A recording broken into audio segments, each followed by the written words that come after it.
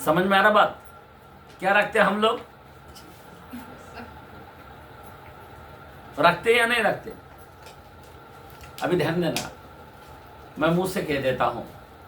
10 के अंदर 20 से 22 के अंदर लिखा है पहला कुरिन्थियों में कि तुम शैतान का कोठोड़े और प्रभु का कोठोड़े दोनों को नहीं पी सकते। जो कोई अगर बलि चढ़ाता है वो मेरा नहीं, वो शैतान का है। वो दुष्ट आत्मा के लिए करते हैं, मेरे लिए नहीं करते। हमारे लिए तो यीशु जान दिया है, बराबर ना? तो हमें करने की जरूरत नहीं है, लेकिन हम लोग उस चीज को खाते हैं। अभी उस माने परिवार में उसका जो आदमी है ना, ध्यान देना, ऐसा ही सोया रहता था, उठ भी नहीं पाते थे। हम जब बपतिस्मा दिया, शैतान कब निकलता मालूम है? ध्यान देना, जब यीशु के नाम में जब बपतिस्मा देते हैं तो प्रभु का प्रॉपर्टी हो जाता है वो। इसलिए शैतान क्या करता है, वो ग्राउंड में से छोड़ के भाग जाता है। इसीलिए हम लोग क्या बोलते हैं, बपतिस्मा लो। बपतिस्मा लेने से आप प्रभु का ग्राउंड तैयार होते हैं। समझ में आ रहा बात?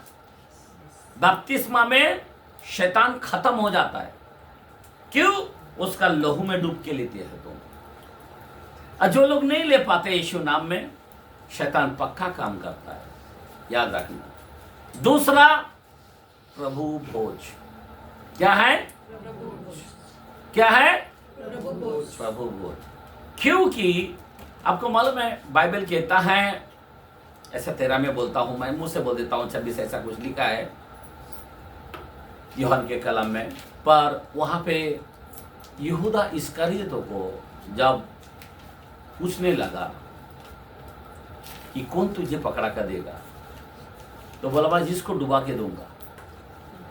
बाइबल वो खाया ऐसा जिक्र नहीं किया गया, अगर खाया होता तो बच जाता था। समझ में आ रहा बात? कोई लोग प्रभु भोजन खाया या ना पक्का बच जाएगा, लेकिन कोई खाते नहीं। वो यहूदा इस्करियोत तो खाली लिया और ताबड़तोड़ उसके अंग पे शैतान आ गया। समझ में आ रहा बात? वो खाया नहीं गया, वो खाया नहीं है, बाइबल बोलता है, याद रखना।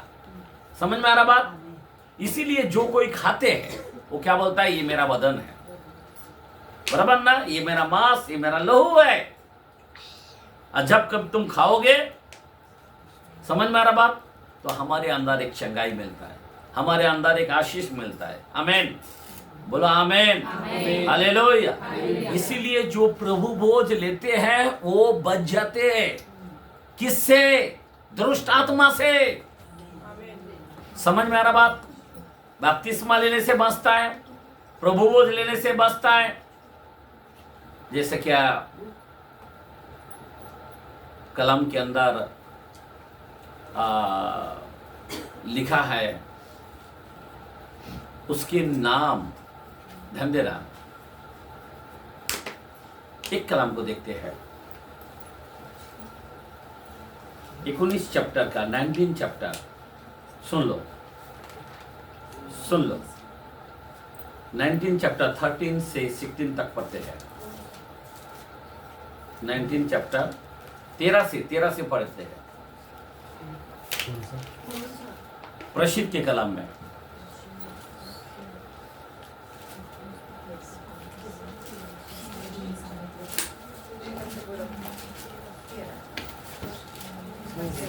तेरह से 16 तक। परंतु हाँ, कुछ यहूदी जो झाड़ फूका करते फिरते थे, यह करने लगे कि जिसमें दुष्ट आत्मा हो उन पर प्रभु यीशु का नाम हाँ यह कहकर फूके, हाँ जिस यीशु का प्रचार हाँ पौलुस करता है, हाँ मैं तुम्हें उसी की शपथ देता हूँ। उसी की शपथ देता हूँ। और ग्रीक नाम के यहूदी प्रधान याजक के साथ हाँ थे, जो ऐसे ही करते थे। हाँ दुष्ट आत्मा ने उनको उत्तर दिया, यीशु को मैं जानती हूँ हाँ और पौलुस को भी पहचानती हूँ, हाँ परंतु तुम कौन हो? और उस मनुष्य ने हाँ जिसमें दुष्ट आत्मा थी हाँ उन पर लपक कर उन पर लपक कर, और उन्हें वश में लाकर हाँ उन पर ऐसा उपद्रव किया कि हाँ। वे नंगे और घायल होकर हाँ उस घर से निकल भागे। अच्छा ओके सुनो, अभी यहाँ पे हमने क्या सुना, ध्यान दो। एक बाप के 7 बेटे थे। जैसा पौलुस काम करता था, इधर ध्यान दो, जैसा पौलुस काम करता था, यीशु नाम में भगाता था, बराबर ऐसा ही ये एक व्यक्ति ने शैतान को निकालने को गया और यीशु के नाम से फूंकने लगा, यीशु के नाम में निकालने को गया, बराबर ध्यान देना, ये कोई मामूली बात नहीं है। लेकिन ये पलट मारता है, क्या करता है, समझ में आ रहा बात? वो बोलता है यीशु को जानता हूं, पौलुस को जानता हूं, तू कौन है मेरे पास निकालने के लिए? हम लोग यीशु के नाम में निकल सकता है, लेकिन वो पलटवार करता है। पहली बात, वो आपको देखता है, आपके जीवन में प्रार्थना नहीं है, आपके जीवन में उपवास नहीं है, आपके जीवन में बदलाव नहीं है, समझ में आ रहा बात? आप परमेश्वर के उपस्थित में कभी खड़ा नहीं होते, और आप अगर निकलने को जाएगा, दुष्ट आत्मा क्या करता है, पलटवार करता है। ऐसा पलटवार किया कि वो नंगे होके कपड़ा छोड़ के भाग गए। समझ में आ रहा बात? जब भी हम लोग अगर किसी के घर में, ध्यान देना, अभी मानो कि हमने उस परिवार में गया, प्रार्थना किया, क्या किया, शैतान को निकलकर, दुष्ट आत्मा को, जादू टोना को सब खत्म किया, बराबर आ गया। पर हमें क्या करना चाहिए? ताबड़तोड़, याद रखना, अपने परिवार पर वो ताबड़तोड़ हमला करता है। क्या करता है? इसीलिए ताबड़तोड़ अपने परिवार को लोहू के अंदर सुरक्षित रखना चाहिए।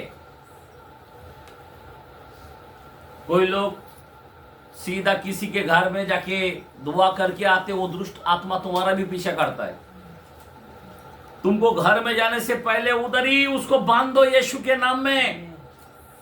बाइबल में लिखा है, जो तू पीठी पर बांधेगा सर में बांधा जाएगा, जो खोलेगा सर में खोला जाएगा, ये बोला गया है। हमारे लोग क्या करता है, बस प्रेयर करके, ओह बहुत अच्छा शैतान निकला, ओ बहुत अच्छा कार्य हुआ, तुम्हारा बर्बाद हो जाएगा।